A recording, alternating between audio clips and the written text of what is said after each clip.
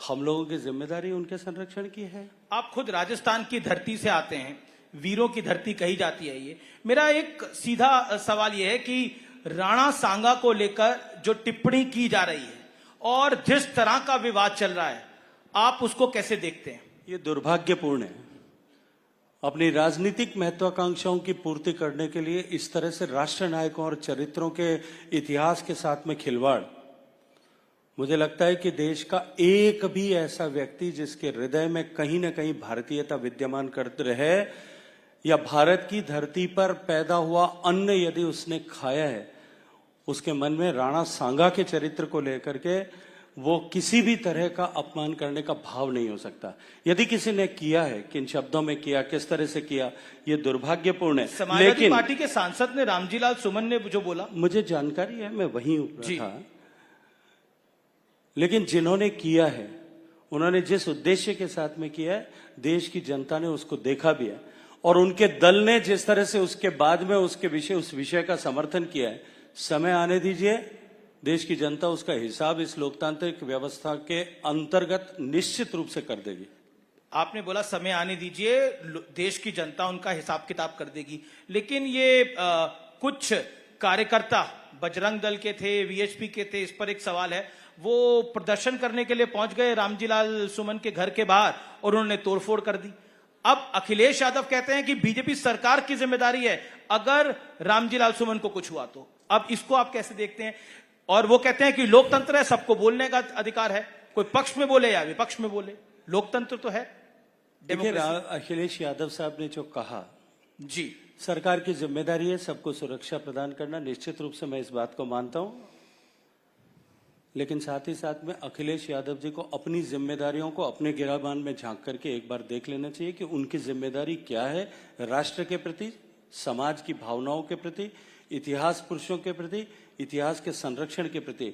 अखिलेश यादव का ये स्टेटमेंट उस समय मेरे लिए महत्वपूर्ण हो जाता यदि उन्होंने रामजीलाल सुमन ने जो कहा उसका खंडन किया होता, सार्वजनिक रूप से उनके दल ने उसके लिए माफी मांगी होती, उसके ऊपर कार्रवाई की होती और उसके बाद में उन्होंने अगर ये कहा होता तो निश्चित रूप से उनके बात का, उनके विषय का देश सम्मान की दृष्टि से देखता।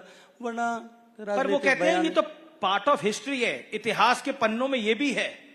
वो कहते हैं कि इतिहास के पन्नों में ये भी दफन है जो वो बोल रहे हैं। देखिए, इतिहास के पन्नों में बाबर को लेकर के बाबरनामे का उल्लेख करते हुए जो कहा गया है, जी, बाबरनामा के अतिरिक्त उस समय के जितने इतिहास की किताबें लिखी गई हैं, मैं अखिलेश जी को कहूंगा कि एक बार लाइब्रेरी से मंगा करके पढ़ लें। अगर नहीं हो तो मैं उनको लिंक भेज दूंगा। उसमें किसी भी घटना किताब में इस घटना का उल्लेख नहीं है। एक ऐसे पराजित योद्धा जो बार बार हार रहा था, उसके द्वारा लिखे गए खुद के स्वयं महिमा मंडन के लिए लिखी गई पुस्तक को लेकर के यदि आप वो इस तरह का स्टेटमेंट करते हैं, मुझे लगता है कि यह दुर्भाग्यपूर्ण है और इतिहास के प्रति उनकी समझ की जो कमी है उसका प्रदर्शन करता है। मैं फिर कहूंगा, इस भारत का इतिहास अनेक लोगों ने अपने अपने दृष्टिकोण से लिखने की कोशिश की, कुछ लोगों से सह आशय लिखवाए गए। यह आजादी के पहले भी हुआ और आजादी के बाद में भी हुआ। निश्चित रूप से आज हम जिस मुकाम पर जाकर के पहुंच गए और भारत के सांस्कृतिक पुनर्जागरण के दौर से हम गुजर रहे हैं, देश निश्चित रूप से आने वाले समय में इन विषयों पर समीक्षा करेगा।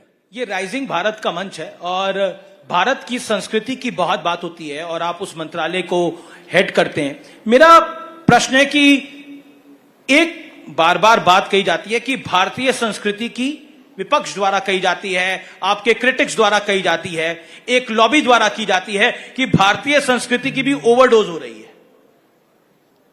How do you define it? मैं तो समझ नहीं सकता कि भारतीय संस्कृति की ओवरडोज कैसे हो सकती है। भारत की संस्कृति जो सर्व समावेशी है, विश्व के कल्याण, विश्व बंधुत्व की बात करती है, सर्व खलविदम ब्रह्म की बात करती है, ईशावास्यम इदम सर्वम की बात करती है, जो प्रकृति के हर एक घटक में जो है उस पुरुष को देखती है, ईश्वरीय तत्व को देखती है, उसकी ओवरडोज कैसे हो सकती है? लेकिन कहा जाता है कि भारतीय जनता पार्टी अपना वर्जन, संघ का वर्जन वाला जो संस्कृति है उसको प्रोत्साहित कर रही है। सोनिया जी ने तो एक अखबार में बकायदा लेख भी लिखा था।